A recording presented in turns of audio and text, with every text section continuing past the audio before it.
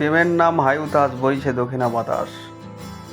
মনে ফুর্তি নিয়ে বেরিয়ে পড়েছিলাম দিল্লির উদ্দেশ্যে। দিল্লিতে আমি 1 বছর গিয়েছিলাম। মোটামুটি আমি যখন 8-এ পড়ি, স্কুল থেকে ক্লাস 8-এ পড়ার সময় স্কুল থেকে নিয়ে গেছিলো। তারপরে থেকে আমি আর কোনোদিন দিল্লিতে যাইনি। তো আমার ওয়াইফেরও ইচ্ছা হয়েছিল একটু দিল্লিটা ঘুরতে যাই। তো জুলাই মাসের প্রথম সপ্তাহে আমরা দিল্লি ঘুরতে যাওয়ার জন্যে তার 2 মাস আগে আমি টিকিট কেটে নিয়েছিলাম রাজধানী এক্সপ্রেসের। তো টিকিটের মূল্য নিয়েছিল 3 টায়ার এসি 3200 সামথিং কিছু টাকা। এবং আপনারা যদি মনে করেন এসি 2 টায়ার এবং আপনারা যদি মনে করেন যে বার্থ নেবেন, তো মোটামুটি কামরা যেটাকে বলা হয়, তো যাই হোক আপনারা যদি মনে করেন সেটাও নিতে পারেন। সেক্ষেত্রে আপনাদের দামটা কিন্তু অনেকটা বেশি পড়বে। তো আমরা 3 টায়ার এসিতে গিয়েছিলাম, স্লিপারে, খুব সুন্দরভাবেই গিয়েছিলাম। 3200 টাকা মতো আমাদের টিকিট পড়েছিল। এবং এছাড়া রাজধানী ছাড়াও আপনারা কিন্তু অনেক ট্রেন এই রাস্তায় পেয়ে যাবেন, দুরন্ত পাবেন, সব কিছুই পেয়ে যাবেন। তো যাই হোক অনেকগুলো ট্রেন আছে। একটাই কথা বলবো যে রাজধানীর যে টাইমিংটা ছিল ওটা খুব সুন্দর ছিল। মানে 4:50-এর ট্রেনটা ছিল, আর আমাদেরকে পরের দিন পৌঁছে দেবে মোটামুটি 10:10-এ। বন্ধুরা, আমার চ্যানেলটি কিন্তু নতুন, আপনারা প্লিজ আমার চ্যানেলটি সাবস্ক্রাইব করবেন।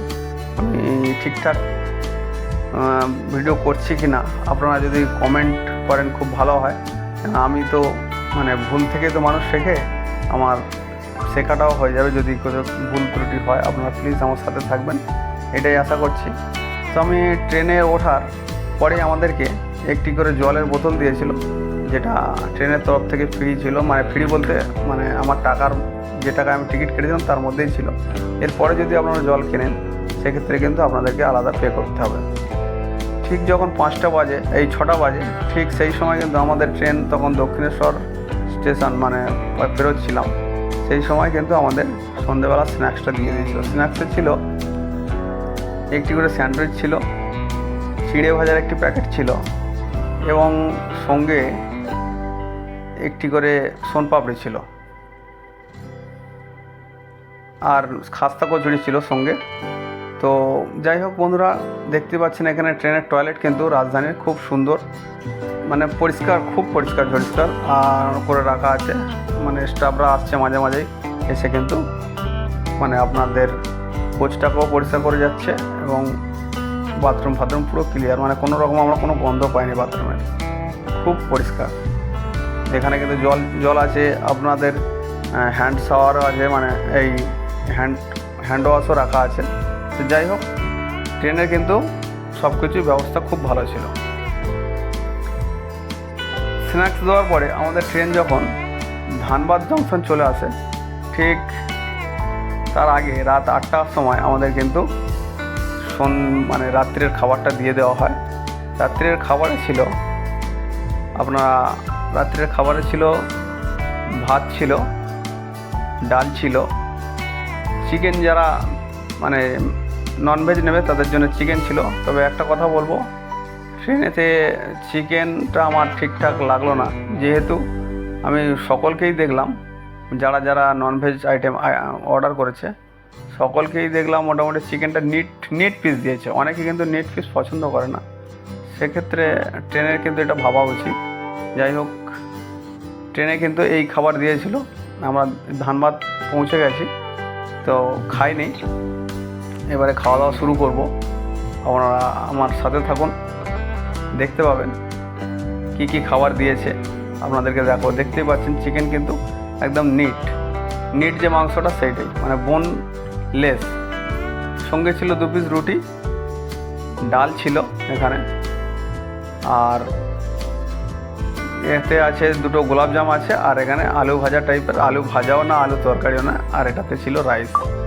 আর যারা ভেজ খাবেন তাদের ক্ষেত্রে কিন্তু ছিল পনির, 4 থেকে 5 পিস পনির আপনারা পাবেন।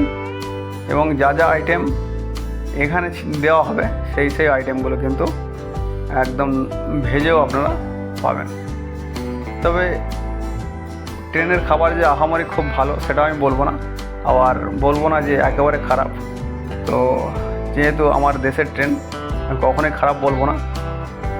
তবে ট্রেনের খাবার আরেকটু ওই যদি একেবারে নিট মাংস না দিয়ে যদি একটু বোন হয় সেক্ষেত্রে সবার পছন্দ, মানে অনেকেরই পছন্দ একটু বোন টাইপের মাংস, যেমন আমারই পছন্দ।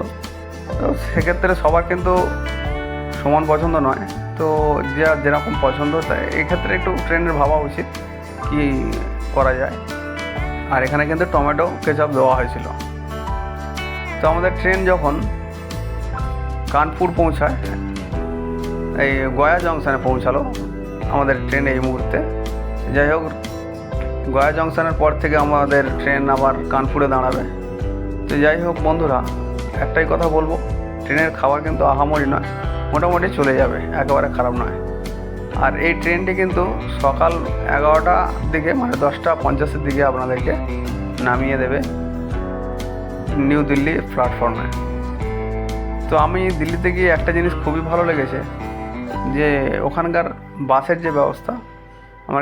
আমি গোলডাকখানা বলে একটি জায়গা ছিল দিল্লিতে, সেখানেতে ছিলাম। আমাদের ট্রেন এই মুহূর্তে পৌঁছাচ্ছে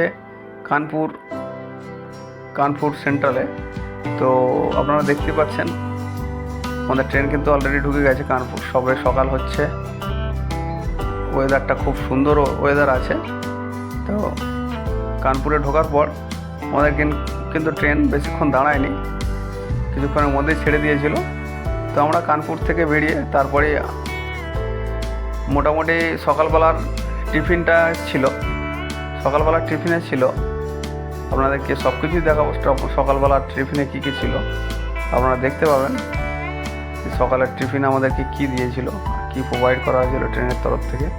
তো যাই হোক বন্ধুরা, যেটা বলছিলাম, দিল্লিতে গিয়ে আমরা কী কী ঘুরেছিলাম তার সম্পূর্ণ বিবরণ আপনাদেরকে দেবো আমার পরবর্তী ভিডিওতে।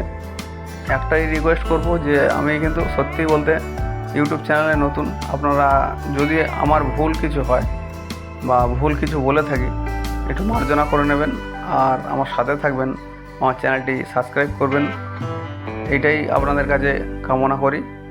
আর যদি ভুল, আবার ভাই হিসেবে বলছি, ভুল যদি করে থাকি কিছু, সেটা কিন্তু আপনারা কমেন্ট করে জানাবেন পরবর্তী ভিডিও।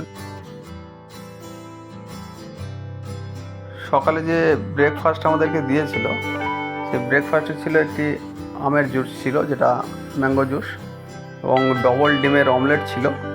সঙ্গে ডিমের তলায় ছিল একটু ভাজা, ওই আমাদের আলুর সাথে একটু ফ্রেঞ্চ ফ্রাই টাইপের ভাজা করে দিয়েছিল, আর গাজর ছিল। তো যাই হোক,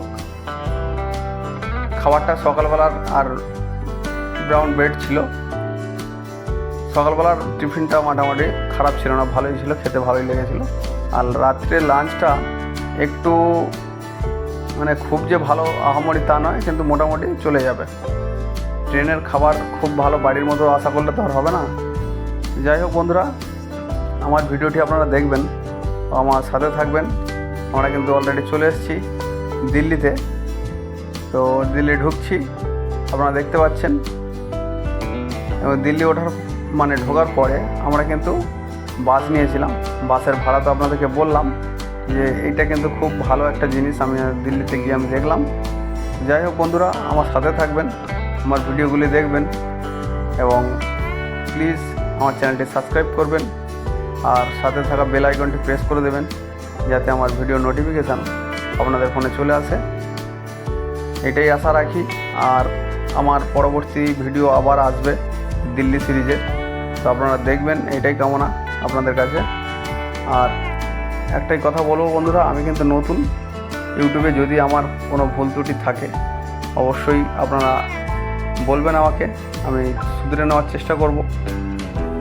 আর আমি চেষ্টা করব যে নতুন নতুন জায়গায় গিয়ে আপনাদেরকে এক্সপ্লোর করার জন্যে নতুন নতুন ভিডিও আপনাদেরকে দেখব, আপনারা দেখবেন, এটাই কামনা করি।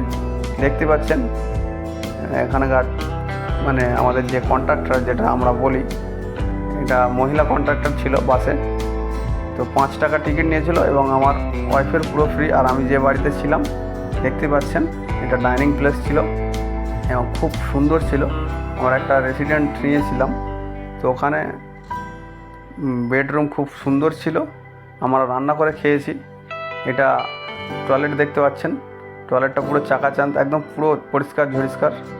শাওয়ার রুমও ছিল একটা, আপনারা দেখতেই পাবেন। ভিডিওতে। দেখুন, এটা শাওয়ার রুম ছিল, খুব ভালো ছিল দিল্লিতে আমরা যে বাড়িতে ছিলাম। তো বাড়ির ভাড়া সম্পর্কে আপনাদেরকে পরে আমি ডেসক্রিপশানে দিয়ে দেবো মোটামুটি কত টাকা ভাড়া পড়বে। তো যাই হোক বন্ধুরা, আমার সাথে থাকবেন এই আশা করে আমার ভিডিওটি ছাড়বো। আপনারা প্লিজ সাবস্ক্রাইব করে